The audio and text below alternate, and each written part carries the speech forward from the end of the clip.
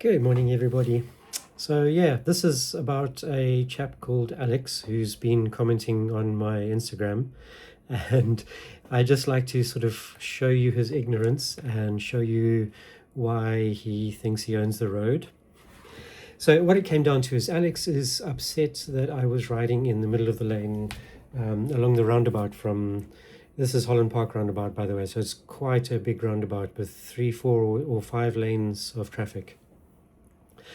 And anyway, he was upset that I was holding up traffic, which is not the case, of course, because the driver behind me was no faster than me, and even like almost 2 miles later was still in the same place in the road with me. So let's look at this in a bit more detail. So first off, the essence of the highway code can be contained in maybe four things, being a list, and in order, the things I should look out for, every one of us should look out for, is first my own safety, then I should look out for your safety, then my convenience, and then your convenience. And if everyone were to do everything in that order, we would have very little problem on the roads. And just about all the highway code rules can be distilled down to some combination of those 4 elements. So essentially what Alex is asking me to do, he wants me to compromise my safety at the very top of the list for his convenience, and it's only his perceived convenience. It isn't even actually a real convenience. And yeah, and you shouldn't be doing that. That's just bad cycling. And that taking the lane through a busy roundabout like that, that's actually taught in bikeability, which is the current national standard cycle training. It's not that you should always take the lane, but there are many cases where you should, and a big roundabout like this is absolutely one where you should take the lane. It gives you more visibility, it discourages drivers from trying to squeeze past in the same lane, it gives you a little tiny bit of protection from all the confusing lane changes you see happen on these roundabouts, and so on and so forth. So yeah, Alex's first comment looks fairly innocuous. It's basically just he feels like he's held up by cyclists, and I doubt that's true, because it's probably only in the moments where he's sitting behind a cyclist and he completely fails to notice that the next traffic light he's in the queue, he's just in the queue for a few moments longer or shorter, whether he got past the cyclist or not. Then he thinks that now he starts to get a bit more strident about, I have to keep left. And of course, I can see straight away anyone telling you to keep left, any driver telling a cyclist to keep left, is usually thinking that they own the road and they just want you out of the way. It's nothing more than that. And of course, here we have the proof of that. Cycling Mikey, as a driver, I pay road tax. End of. Now, as I've said, you sad little man, grow up. Sorry, Alex. There's your proof. You're the one who thinks you own the road because you pay road tax. I hate to break it to you, but all of us as drivers, we drive on the roads via privilege. Our driving is not a right, and I'm more aware of that than most.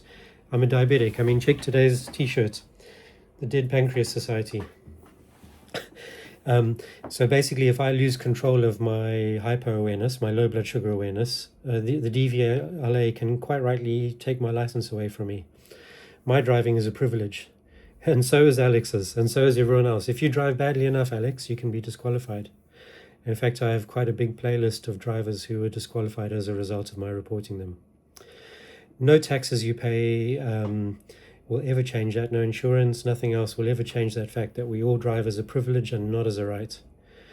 Cyclists, pedestrians, and equestrians, be they horse riders or horse-drawn carriages or something like that, they all use the public highway by right. And again, nothing you pay will ever change that, Alex. So I think we should all remember our place and remember that the public highways are for all and we should share. And I am sharing, Alex. You're not sharing. You're the one who thinks that you own the road and that you should have right and to pass cyclists whenever you want, and that cyclists should stay out of your way. That's not going to happen. And unfortunately, quite a lot of drivers have this kind of bullying attitude, and I'm not very impressed by it at all. And it's one of the reasons I run cameras. So let's have a look at what the police say. So here we have traffic WMP, and who tell you that it's actually the government who advise primary position, middle of the lane, if you want safety at vulnerable road locations. For example, a roundabout. Then we have Surrey road cops saying that cyclists, horse riders and mobility scooter users can use any part of the lane they're in.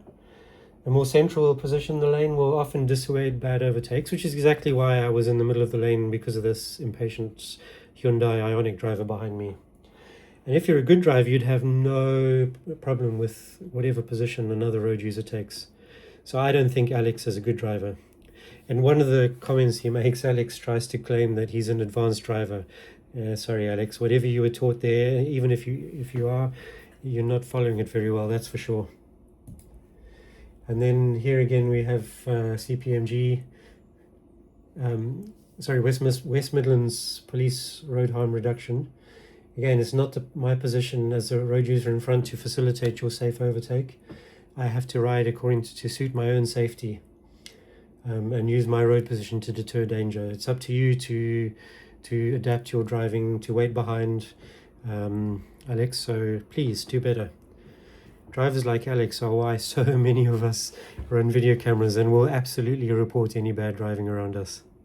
Anyway, I hope that explains why Alex is wrong and why cyclists very often should take the lane, and why any of my fellow cyclists should ignore what drivers tell you about sitting left.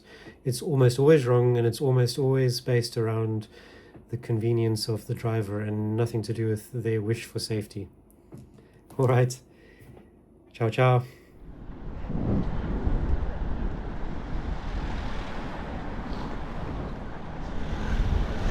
No.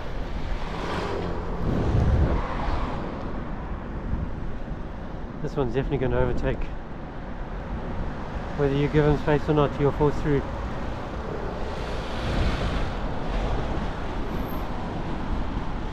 He's driving like a I was looking. How are you doing, man? I'm thank you. Can you park? I want to take selfie with you. Yes, of course. Let's just go here. I was looking for you, man. Nice to meet you.